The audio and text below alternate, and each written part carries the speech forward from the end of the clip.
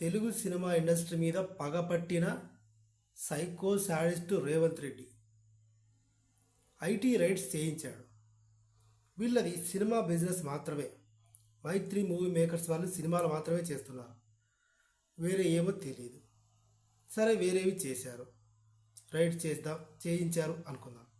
దిల్ రాజు అయినా అంతే, ఎవరైనా అంతే. సినిమా నిర్మాతలు మాత్రమే బయటికి తెలుసు నిర్మాతలుగా.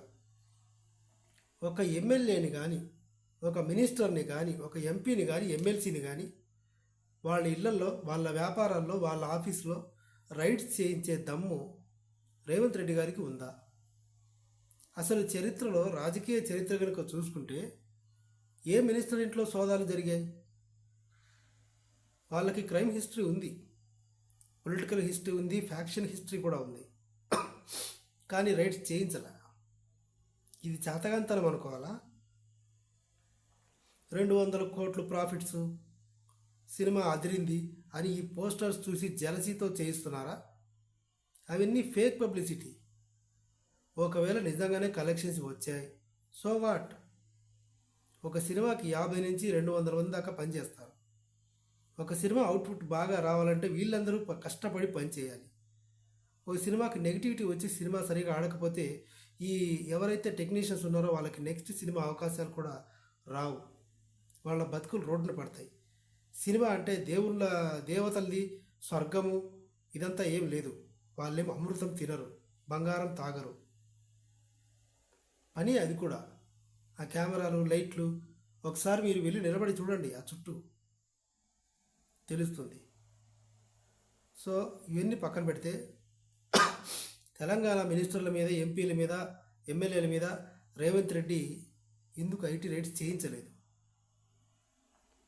సినిమా వాళ్ళు కనుకైతే వాళ్ళు ఏం మాట్లాడరు, ఎదురు మాట్లాడలేరు.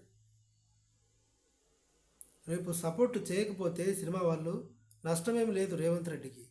కానీ ఒక ఎమ్మెల్యే సపోర్ట్ చేయకపోతే, ఒక ఎమ్మెల్యే పార్టీ మారితే అప్పుడు నష్టం రేవంత్ రెడ్డి గారికి. పొలిటికల్గా ఇవే చూసుకుంటారు ఎప్పుడైనా అంతే.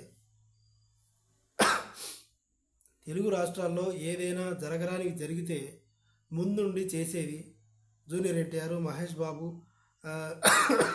మంచు విష్ణు అని వాళ్ళు వీళ్ళు ఇలా సినిమా వాళ్ళు మాత్రమే ఎప్పుడు ముందుంటారు. వరదలు వచ్చాయి, ఎవరు ముందుకు వచ్చారు? రేవంత్ రెడ్డి ఎన్ని కోట్లు ఇచ్చాడు వరద బాధితులకి ఖమ్మంలో? మొన్న సంధ్యా థియేటర్ ఇన్సిడెంట్లో సినిమా వాళ్ళు ఇచ్చారు, 50 లక్షలు మైత్రి మేకర్స్ వాళ్ళు ఇచ్చారు. అల్లు అర్జున్ 2 కోట్లు ఇచ్చాడు, పిల్లాడి లైఫ్ లాంగ్ ఆయనే చూసుకుంటున్నాడు. దిల్ రాజు గారు ఆ రేవతి భర్తకి తన కంపెనీలో సినిమా ఇండస్ట్రీలో వర్క్ ఇస్తానని ప్రామిస్ చేశాడు. రేవంత్ రెడ్డి ఏమిచ్చాడు? ఇదంతా కావాలని చేస్తున్న కుట్రలాగా అనిపిస్తుంది. మీకు కూడా అలాగే అనిపిస్తే నా ఛానల్లో నేను చేస్తున్న వీడియోలు మీకు సాటిస్ఫైడ్గా అనిపిస్తే నా ఛానల్ తప్పకుండా సబ్స్క్రైబ్ చేయండి. Thank you.